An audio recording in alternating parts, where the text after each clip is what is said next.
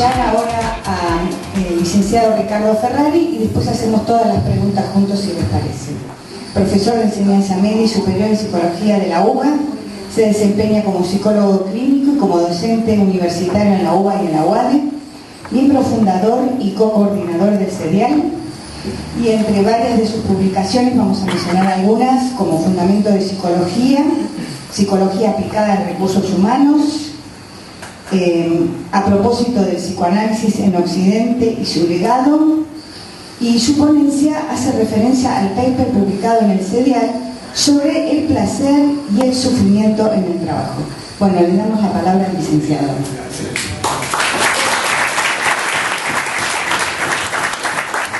La problemática del trabajo y de su importancia para la vida humana, entendiendo el trabajo fundamentalmente como una entidad ambigua, como una entidad difronte, que oscila todo el tiempo entre el placer y el sufrimiento. En la antigüedad clásica, más precisamente en la antigua Grecia, encontramos un vocablo, que es el vocablo fármacon, que tiene un doble sentido antitético. El fármacon refiere a un remedio, pero también a un veneno. Yo voy a encarar la problemática del trabajo en la vida humana como un fármaco. Es decir, el fármaco sirve para mejorarse, para vivir, pero también puede matar. En este sentido, yo voy a seguir los desarrollos de un psicoanalista. Me tapa la visión de la gente y me pone nervioso. Quiero mirarlos, quiero ver a ver cuáles son las aproximaciones con la mirada. Cada uno tiene su cuota de narcisismo.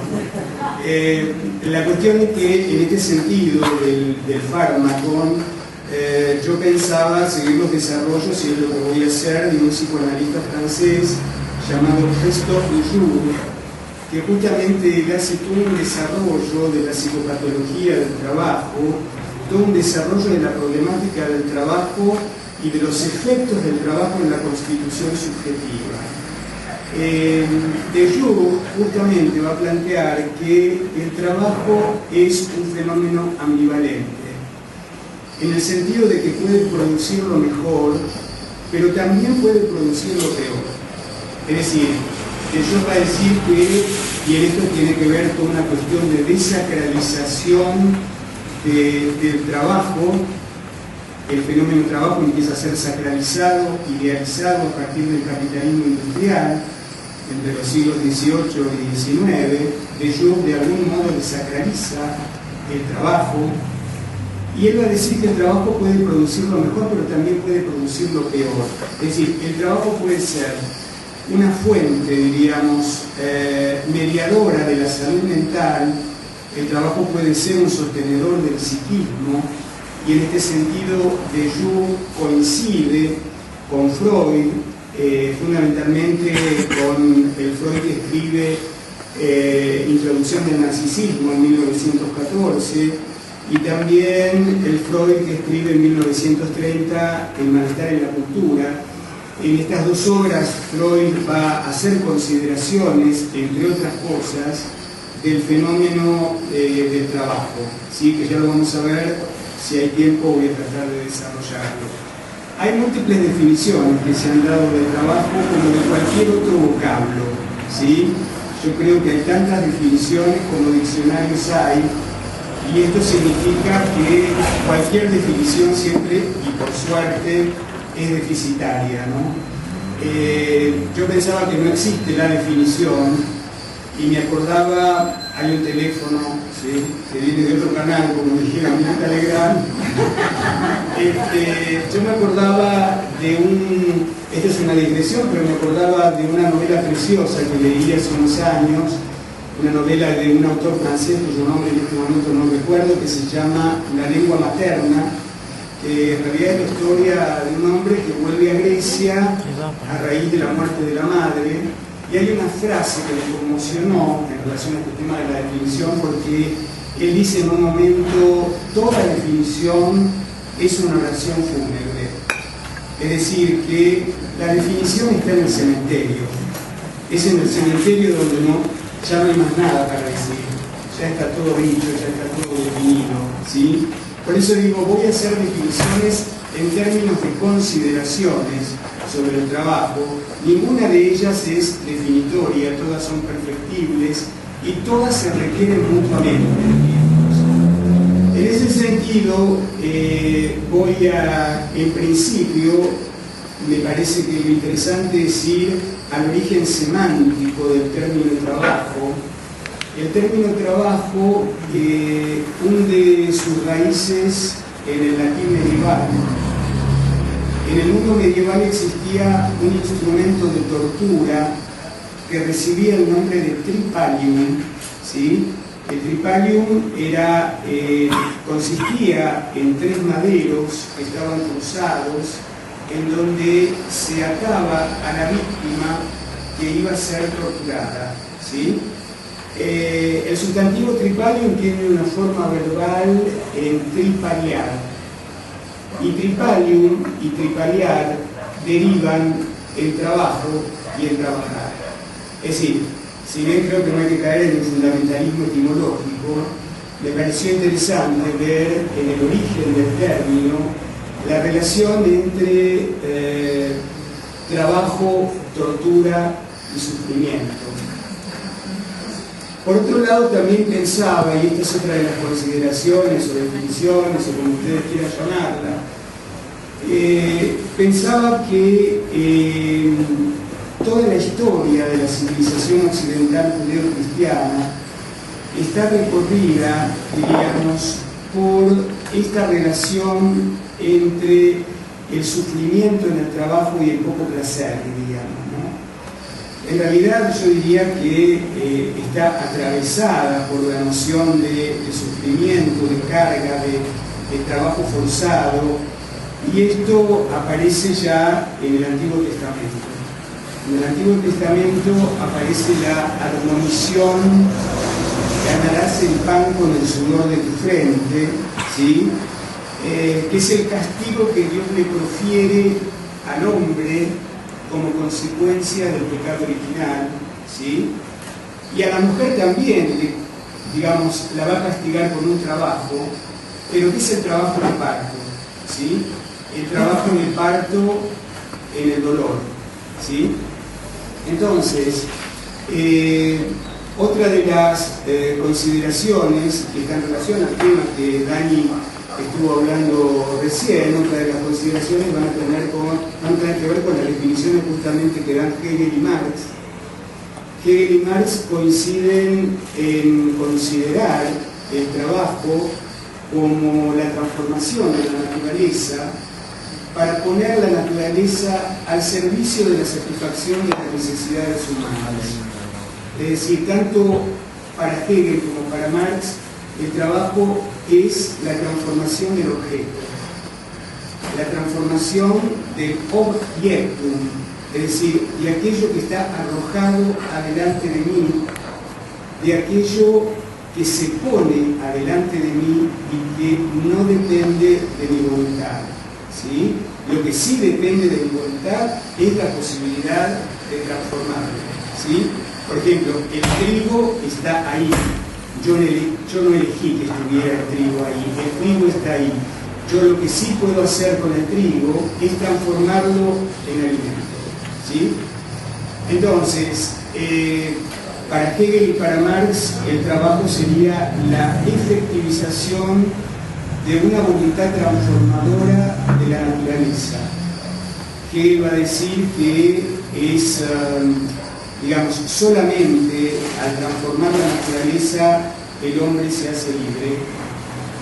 Y también dice, y en esto su razonamiento es hiperbólico, también dice que, digamos, no hay libertad sin trabajo, ¿sí? Y que aún el peor de los trabajos es una forma de libertad, ¿sí? Esto va a establecer una gran diferencia con lo que posteriormente va a decir Marx, ¿sí?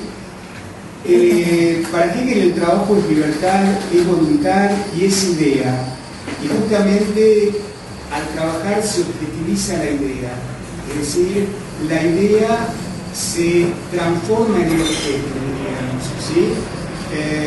Para Hegel podríamos decir que la transformación del objeto humaniza al objeto y pone la idea en el objeto. Por eso él llega a decir que aún el peor de los trabajos es una forma de libertad. Van a haber diferencias con respecto también al concepto, que es un concepto polifónico en Marx, que es el concepto de alienación.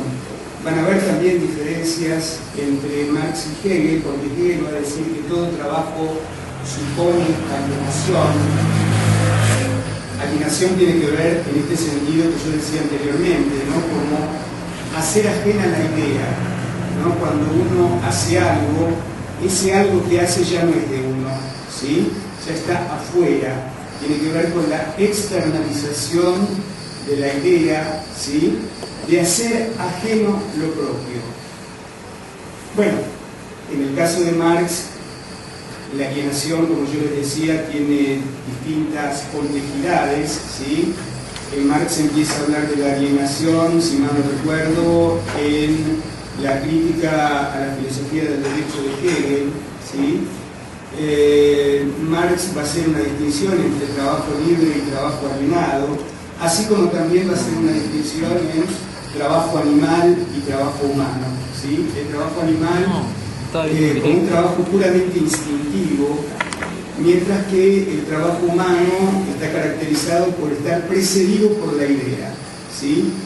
En ese sentido, Marx va a utilizar un símil, que es el símil de la abeja y el arquitecto, y dice que el trabajo del peor de los arquitectos va a ser siempre superior al trabajo de la abeja, justamente porque está precedido por un proyecto intelectual, mientras que el trabajo de la abeja es un trabajo meramente instintivo, meramente mecánico, ¿sí? Otra de las consideraciones, prefiero hablar de consideraciones que de definiciones, justamente por esa connotación fúnebre que yo les decía que tienen las definiciones, ¿no? A pesar de que a los alumnos en la facultad a veces les obligamos a definir, digamos, yo les aclaro siempre, ¿no? Que las definiciones son siempre transitorias, dentro de la transitoriedad. Pero bueno, otra de las consideraciones proviene de la antropología del intercambio. La antropología del intercambio que tiene como representantes a Marcel Mauss. Tanto Marcel Mauss como Lévi-Strauss van a considerar importantísimo el intercambio. El intercambio es inherente a la cultura, es inmanente a la cultura, es decir, no hay cultura sin intercambio, y el intercambio va a ser la condición de posibilidad de la convivencia. Lévi-Strauss sobre todo plantea tres tipos de intercambio. Uno de los intercambios es el intercambio de mensajes, que supone reglas lingüísticas. El otro intercambio es el intercambio de mujeres. Esto en su momento provocó irritación en los movimientos feministas franceses, sobre todo en Simone de Beauvoir. Bueno, el intercambio de mujeres, que supone reglas matrimoniales, y el intercambio de bienes y servicios, que supone reglas económicas, y es ahí donde se inscribe la teoría del trabajo y la historia del trabajo y la problemática del trabajo en la antropología del intercambio, ¿sí? Es decir, el intercambio va a tener como base la prohibición a retener la propia producción. Podríamos decir que hay algo que se hunde en la noche de los tiempos, hay algo que no puede ser fechado, ¿sí? Y que tiene que ver con algo que el humano habría entendido desde siempre y para siempre, ¿sí? Digo, esto por lo menos yo no lo puedo pensar de manera evolutiva, porque no creo en el evolucionismo. Esto que voy a decir es algo que tiene que ver con lo estructural, con una estructura permanente en todo caso, con algo que sucede todo el tiempo. El ser humano habría entendido desde siempre la conveniencia de estar con el otro. Es decir, en esta alternativa entre matar al otro o dejarlo vivir, tiene mejores perspectivas de satisfacción de cada uno. Dejo vivir al otro, entre otras cosas porque también el otro me puede matar y no me conviene. Y dejo vivir al otro porque el otro me puede proporcionar aquello que yo por mí mismo no me puedo procurar. Es más, yo también le puedo proporcionar aquello que él por sí mismo no se puede procurar. ¿Sí? Bueno, justamente se establece una prohibición. Lévi-Strauss va a hablar de la prohibición del incesto como inherente a la cultura, es decir, él no puede concebir que existe una cultura sin la prohibición del incesto. Y Lévi-Strauss va más allá, diríamos, de la idea vulgar o de la idea común, diríamos, que podemos tener todos en algún momento del incesto, de acostarse con algún familiar consanguíneo, ¿sí? Esto es algo mucho más complejo, va mucho más allá, y para Lévi-Strauss el incesto es un incesto social, ¿sí? Que tiene que ver con retener aquello que le corresponde al otro. En este sentido, yo creo que Lévi-Strauss no lo dice, yo no he leído toda la obra de Lévi-Strauss, he leído algunas cosas, pero en este sentido nosotros podríamos pensar el mundo capitalista y sobre todo el neoliberalismo como un mundo incestuoso. ¿Sí? Lo dice, ustedes díganme cualquier cosa, yo no lo he leído, pero bueno, es algo que se me ocurre pensar, ¿no? El capitalismo como un sistema incestuoso donde hay alguien que se queda con lo que no le corresponde, ¿sí? Y que tiene que ver con esto que vos seguramente sabrás mejor que yo, que es el concepto de la pluralidad, ¿no? Pero bueno, yo no me voy a meter con Marx tan profundamente porque toco de oída. Y bueno, la consideración de la antropología del intercambio tiene que ver con esto. Ahí se inscribe la historia del trabajo como aquella historia, podríamos decir, de los diversos modos en que las sociedades han enfrentado el problema de la producción y de la distribución de los bienes y servicios para su subsistencia y para su desarrollo.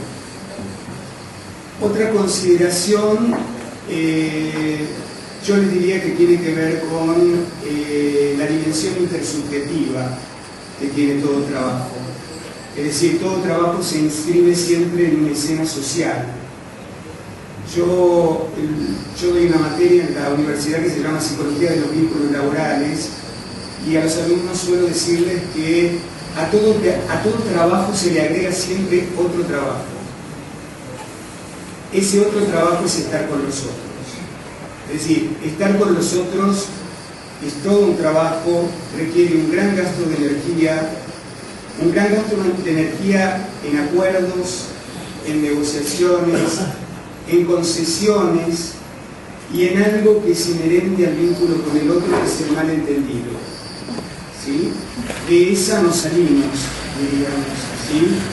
En una investigación que hice una vez yo para la universidad, mucha gente me decía: no me cansa tanto lo que hago como con quién lo tengo que hacer, ¿sí?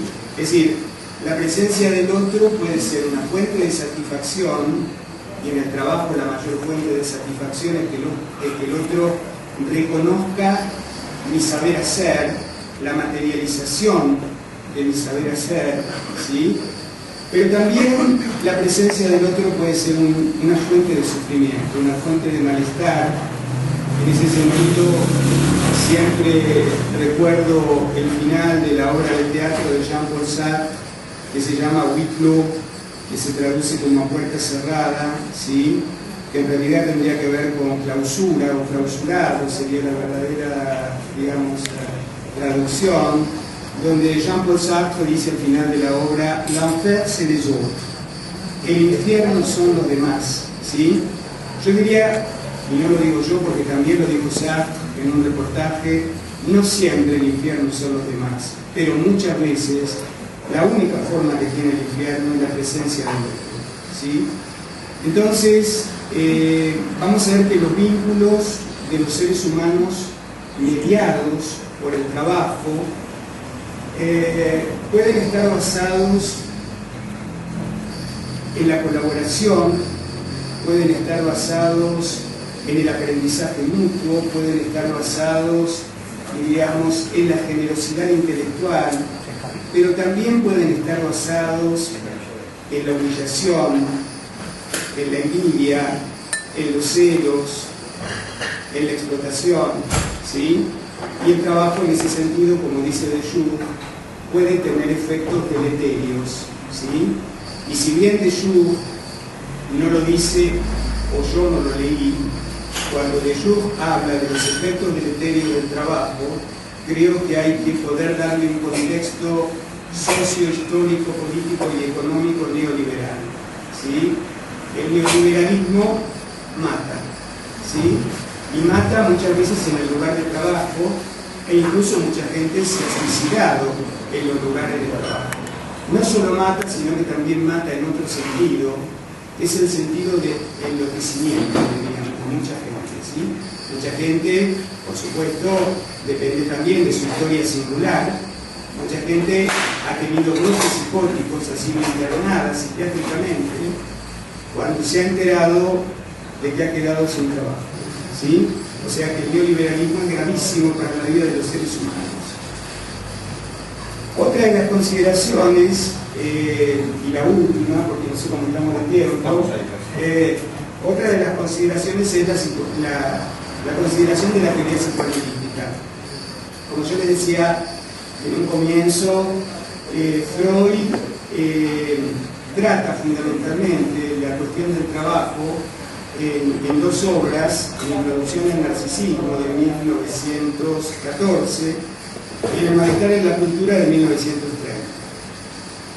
Voy a empezar por el malestar en la cultura porque además me acordé cuando hablé del otro como fuente del placer o como fuente de dolor. Freud dice ahí que de las tres fuentes de sufrimiento, la hiperpotencia de la naturaleza, a la que el hombre nunca le da una respuesta porque la gente se sigue muriendo en los tsunamis, en los terremotos, en las erupciones volcánicas, al deterioro del cuerpo, inevitable por más de las operaciones que no se quiera hacer, de lifting o de lo que fuere, ¿sí? El movimiento del cuerpo se nota a pesar del lifting porque el movimiento no se puede operar, por lo menos por ahora, digamos. Y para ser más dramática es la presencia de los demás, ¿sí? Antes de eso o después de eso, no me acuerdo, Freud va a decir que de todas las técnicas que hacen soportable la vida humana es insoportable. De todas las técnicas que hacen soportable la vida humana, entre todas las que menciona Freud, en esa maravillosa obra que es El malestar en la cultura, a los que no leyeron nunca El malestar en la cultura, yo les recomiendo que lean el último fragmento, porque además Freud escribe de una manera maravillosa, es un trabajo de estilo impresionante, y el último fragmento del malestar en la cultura es escalofriante. Además la vigencia que tiene realmente, eso es lo que lo hace más escalofriante, ¿sí? No se puede reproducir porque además está muy bellamente escrito, pero habla, digamos, de la destrucción del hombre por el hombre, digamos, ¿no? De todas maneras, él dice, cuando habla de las técnicas que hacen soportable esta vida que es insoportable, él habla de que el trabajo es la técnica más efectiva porque vincula al humano con la realidad y con un sector de la realidad que es la comunidad humana, ¿sí? En la introducción del narcisismo, voy a tratar de recordar, Freud cita un poema de Heine, un poema sobre la psicogénesis del mundo. Es interesante porque eso me hizo pensar que el Dios de la tradición judeo-cristiana es un Dios castrado, en realidad. Un Dios castrado que hace un mundo muy castrado, muy terrible. Pero Dios castrado no lo digo en un sentido negativo, porque el Dios de la antigüedad clásica y sobre todo el Dios aristotélico, es un Dios, digamos, con un narcisismo irrestricto. Es decir, un Dios que no crea porque no tiene por qué crear, es decir, porque no tiene falta ese Dios. Bueno, por lo menos el Dios nuestro, querido, ¿no? El Dios del monoteísmo, es un Dios que crea, y este Dios que crea aparece en este poema de Heine, que dice algo así como: enfermo estaba, y de la creación ese fue el motivo. Creando, convalecí, y en ese esfuerzo sané.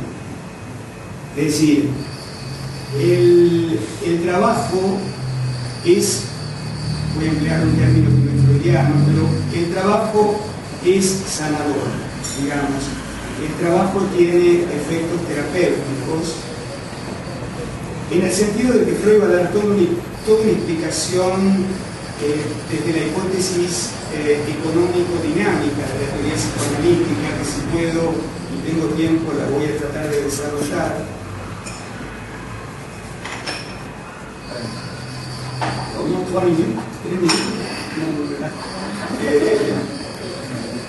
Bueno, la cuestión es que lo voy a decir con un ejemplo, es decir, todo trabajo supone energía. Sin energía no hay trabajo posible, ¿sí? Supónganse ustedes que un leñador necesita leña para el fuego, o necesita madera para hacer una mesa, o para hacer una silla, o para hacer una cama. Ese leñador, cuando va al bosque, tiene que tener la suficiente energía como para levantar el hacha, ¿sí? Digamos, darle al árbol, ¿sí? Talar y abatirlo. Sin energía eso no se puede hacer. Freud va a decir que esa energía tiene componentes, si puedo voy a explicar los términos, no sé si hay tiempo, pero tiene componentes libidinales, componentes destructivos, agresivos y componentes narcisistas, ¿sí? Es decir, cuando el leñador va al bosque y destruye el árbol, ahí hay un componente destructivo, pero es un componente destructivo al servicio de la vida. Freud diría al servicio de Eros. No es lo mismo el hombre que va al mismo bosque y va a incendiarlo, digamos, en un delirio piromaníaco de fin de mundo, ¿no? Donde él se siente, digamos, el Dios, diría, ¿no? Y el placer que eso le provoca. Freud diría que ahí la destrucción es la destrucción por la destrucción misma, ¿sí? Es la pura pulsión de muerte puesta en el exterior.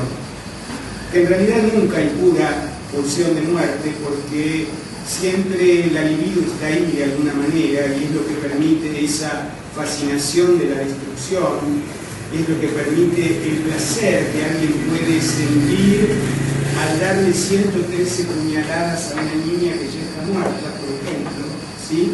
Lo que Freud llama la furia destructiva.